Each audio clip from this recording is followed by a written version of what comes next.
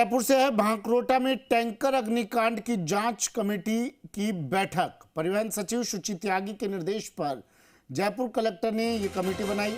Jhalana RTO कार्यालय में committee की बैठक आयोजित हुई। परिवहन विभाग के साथ ही जिला प्रशासन के अधिकारी भी इस दौरान मौजूद रहे। एनएचएआई चिकित्सा विभाग से जुड़े कमेटी सदस्य भी इस बैठक में मौजूद रहे। दुर्घटना के कारणों को लेकर कमेटी जांच कर रही है। दुर्घटना के तकनीकी पहलुओं और समाधान को लेकर भी बैठक में चर्चा हुई।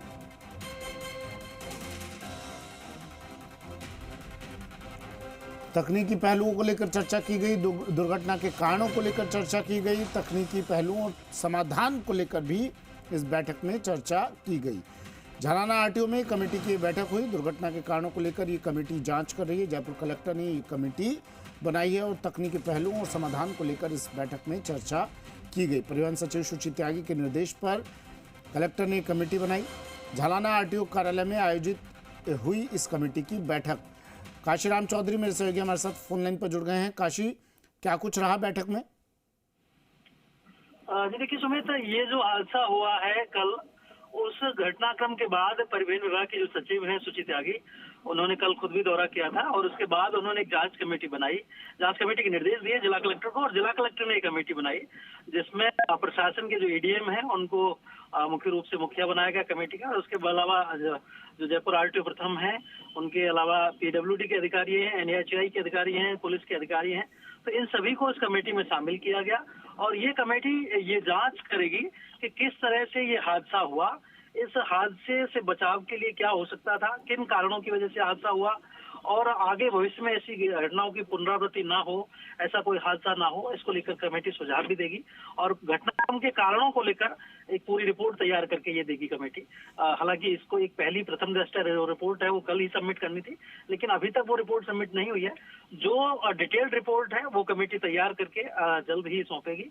हालांकि इसमें सड़क सुरक्षा के लिहाज से कोई तकनीकी एक्सपर्ट शामिल नहीं है, परिवहन विभाग का कोई तकनीकी विशेषज्ञ अधिकारी इसमें शामिल नहीं है। ये अपने आप में सवाल उठते हैं इस बात को लेकर, क्योंकि रोड सेफ्टी एक्सपर्ट को शामिल कम से कम किया जाना चाहिए था। जब बात रोड सेफ्टी की हो, दुर्घटना की जांच, कारणों की जांच की हो, तो कम से कम रोड सेफ्टी एक्सपर्ट कोई ना कोई अधिकारी शामिल होना ही चाहिए था। जी।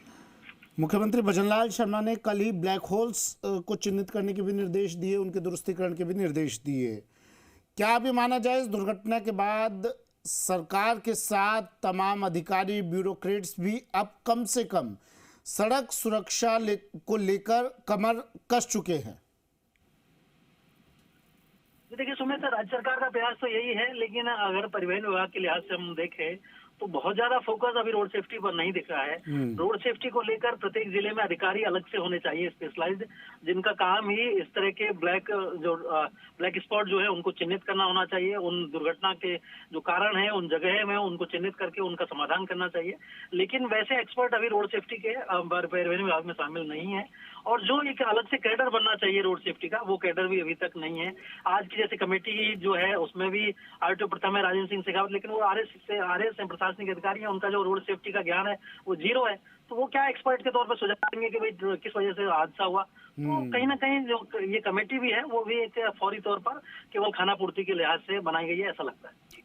ठीक है, तो कमेटी की बैठक हुई और इस बैठक में कई पहलुओं को लेकर मंथन किया गया, लेकिन रोड सेफ्टी को लेकर कोई एक्सपर्ट इस बैठक में मौजूद नहीं था। सड़क बढ़ते अब अगली खबर की ओर। खबर